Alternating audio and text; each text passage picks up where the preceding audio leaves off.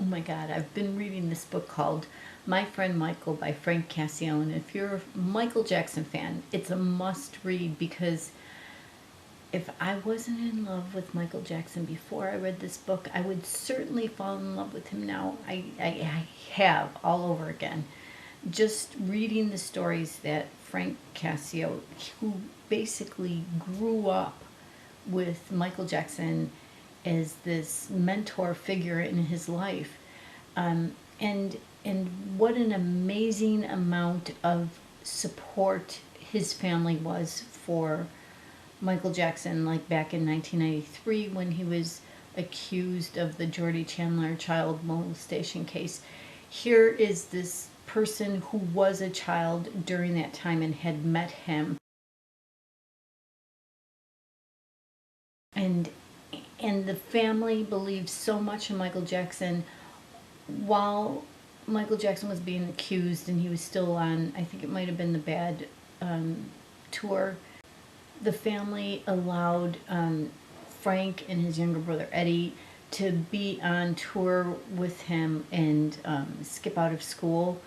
And we're not talking about a day or two, we're talking about like weeks or months or this long amount of time. And he just shares his memories of what it was like. And I mean, I'm not through the book yet, but I'm just enjoying it so much. And how Michael Jackson encouraged them to read, and they would have reading time and meditation time and all this other stuff. And like one of my favorite books, a life changer for me actually, was a book called Creative Visualization. It was one of the books Michael Jackson gave him to read, and The Power of Positive Thinking. And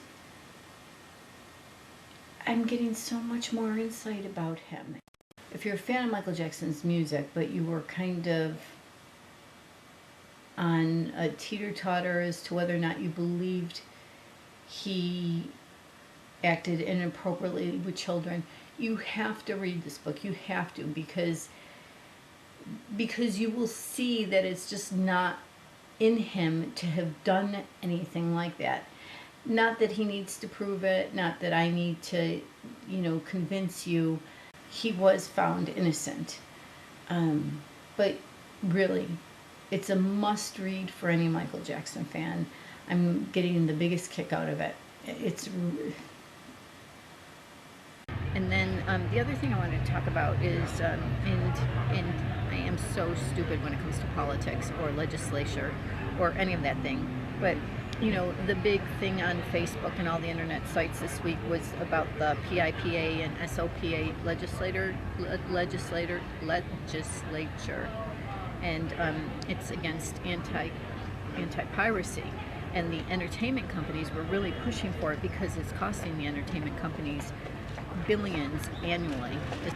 And to them, the money was more important than the restriction of internet freedoms. I just want to say this about that. Like what costs them billions of dollars, and I'm going to probably get a lot of flack from people out there, but is stars, whether they be musicians or whether they be movie stars, actors, actresses, these people, along with executives, have always been way overpaid. And let me say it one more time, way overpaid. Now, in the economy that we've been going through, the majority of people have had to take pay cuts in order to continue working. And I don't see why they can't start telling the celebrities and the executives, you know what? We need to make up the billions that we're losing on the internet here, so we're gonna cut your pay.